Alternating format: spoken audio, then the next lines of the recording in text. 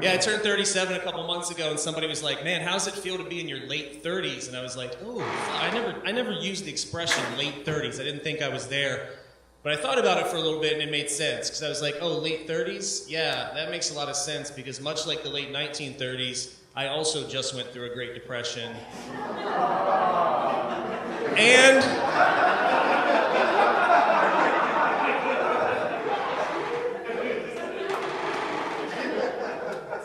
And another world war is about to happen at any minute. Like, it's gonna happen. Yeah, it's depressing, but it's true. It's terrible. This is where I'm at 37. The other night at 2 a.m., I bought a garden hose from an infomercial because they showed that a shark couldn't eat it. Like, have you guys seen this thing? It's called the Hercules hose.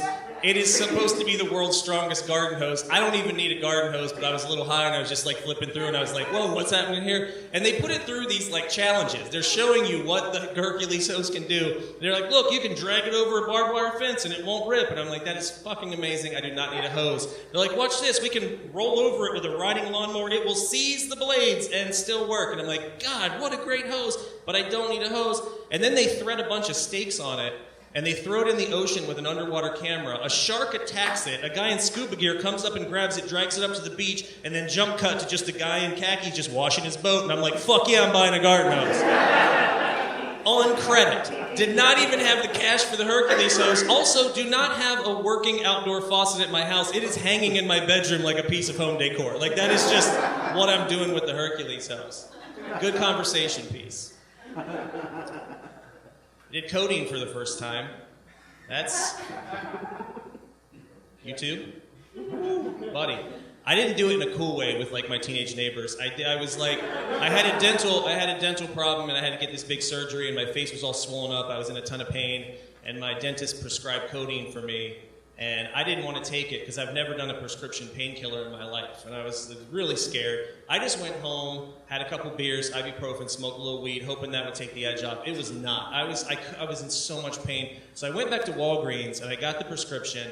And then I went home and I just sat on the edge of my bed and I read the warning label over and over, like looking at the side effects because I wanted to see what was going to happen when I took it. And it's just like codeine may cause nausea, blurred vision, the insatiable desire to become a rapper at the age of 37, like that. I'm not kidding. Codeine is the game genie for hip hop. I'm gonna blow the lid off of it right now. It's why rappers do it. I took it for the first time. 15 minutes later, I fired off 16 hot bars about Reba McEntire's brand new home decor line available exclusively at Cracker Barrel country stores.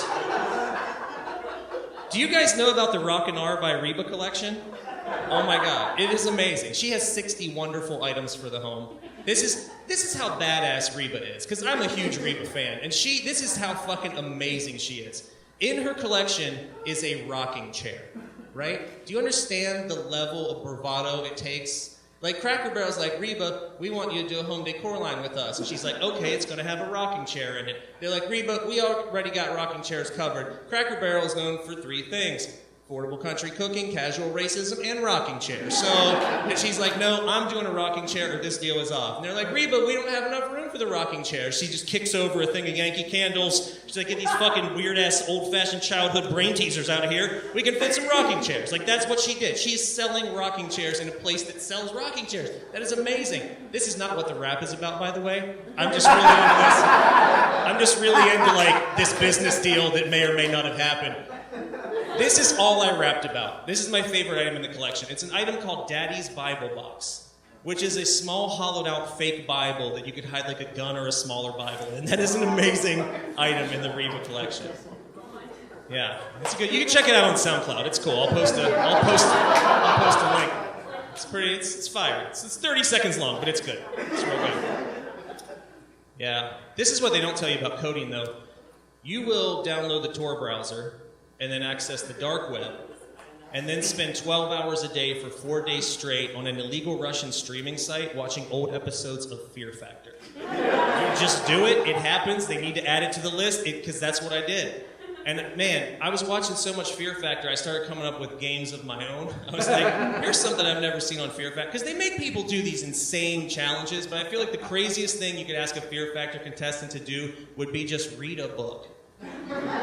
I want to see that as the final round of an episode of Fear Factor where it's like Joe Rogan standing inside of a place that looks much like this, and he's got like a table with a mystery box on it. He's like, all right, Fear Factor contestants, it's time for your final challenge. And he lifts the box, and there's just a copy of Moby Dick on the table, and there's one dude who's super pissed about it.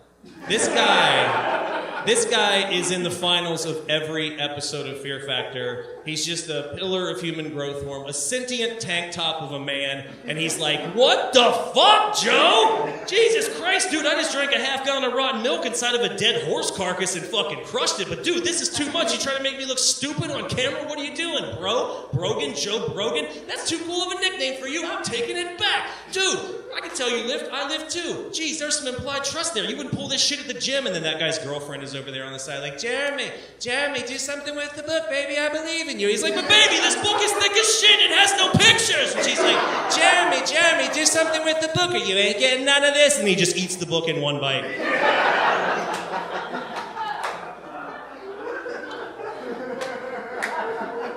And Joe Rogan's like, Jeremy, you just won Fear Factor. Somehow. And he's like, hey, Joe, don't call me Jeremy. Call me Ishmael. Jeremy learned by osmosis, gang. That's how you read books.